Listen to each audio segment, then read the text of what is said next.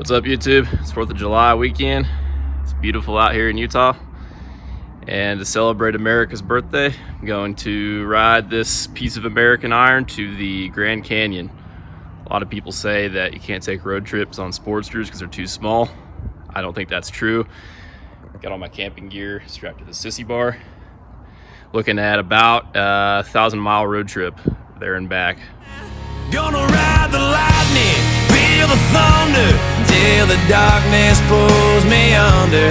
Gonna fly on wings of fire, pray the good Lord lifts me higher, singing oh, when they call me home.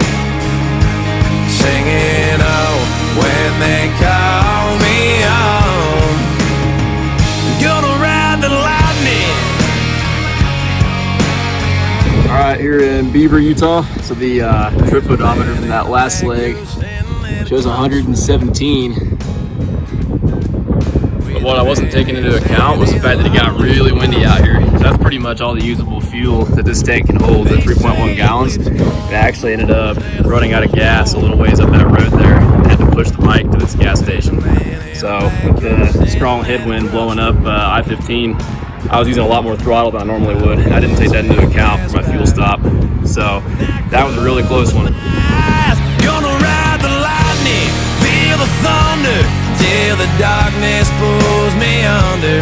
Gonna fly on wings of fire, pray the good Lord lifts me higher, singing oh, when they call me home.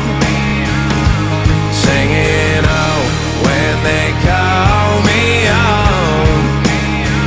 Gonna ride the lightning, ride the lightning, ride the lightning.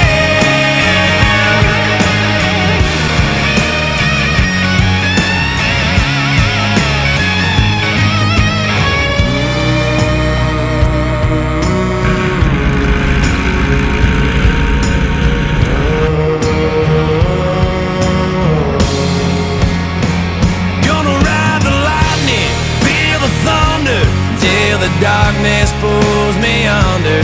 Gonna fly on wings of fire, pray the good Lord lifts me higher, singing oh, when they call me home.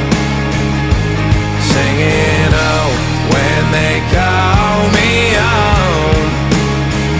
Gonna ride the lightning. Everything had been going pretty well up until this point, but you'll notice here my speedometer is showing 0, and that was the first indication that my battery was starting to run down. My accessories all cut out.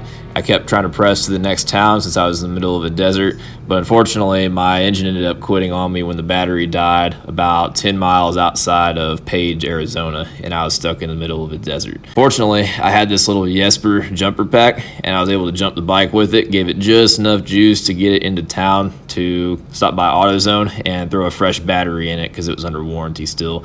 And that battery had enough charge left in it to get me all the way to the campsite, where I was able to charge it back up the next morning with my buddy's car with some jumper cables. The little Jesper jumper pack definitely saved my ass out there in the desert, so I'll link it in the description. It's actually a pretty great little device to carry. The issue ended up being the stator, so I'd replaced the voltage regulator a couple weeks prior to this because I'd been having a charging system issue with the bike off and on.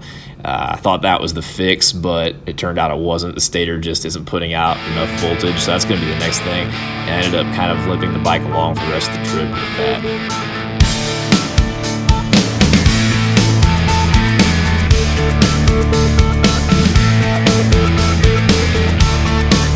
I got my daddy's car and his old guitar, a suitcase full of broken hearts. Got my mama's smile and a painted blue eye. I ain't got much, but what I got's mine, and I roll like I roll.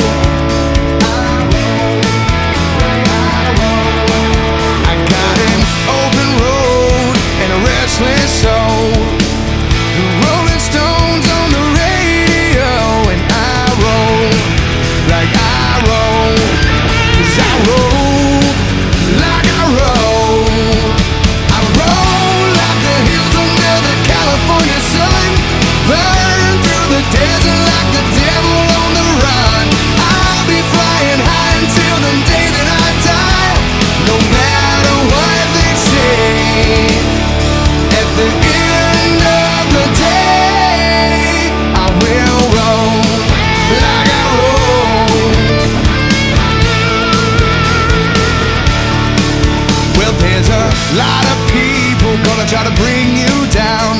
They got a lot of rules, they're gonna try to put you out. I keep looking up in this world full of doubt. I roll like I roll.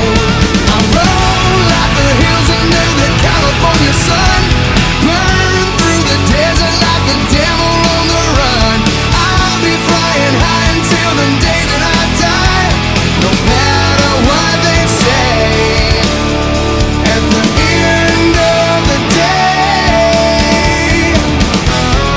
I'm not gonna let it slip away. 'Cause I'd rather burn it out than to let it fade. I got it. Yes, that is my speedometer sitting on top of my gas tank there. The mounting bracket broke. Fortunately, it was just a few miles from home. This trip was an absolute blast, and I hope you enjoyed watching it as much as I enjoyed riding it. The footage really doesn't do it justice. It was really some of the most incredible riding I've ever done. You really just don't understand the sheer scale of the mountains and the wide open spaces until you actually experience it. And what better way to experience it than on two wheels? I was thinking a lot about this while I was doing the ride. On a motorcycle, you just experience and feel a place way more than you do in a car or a truck. You know, if you ride past a grove of cedar trees, you're gonna smell them. And if you go through a cold patch of air or a gust, you're gonna feel it.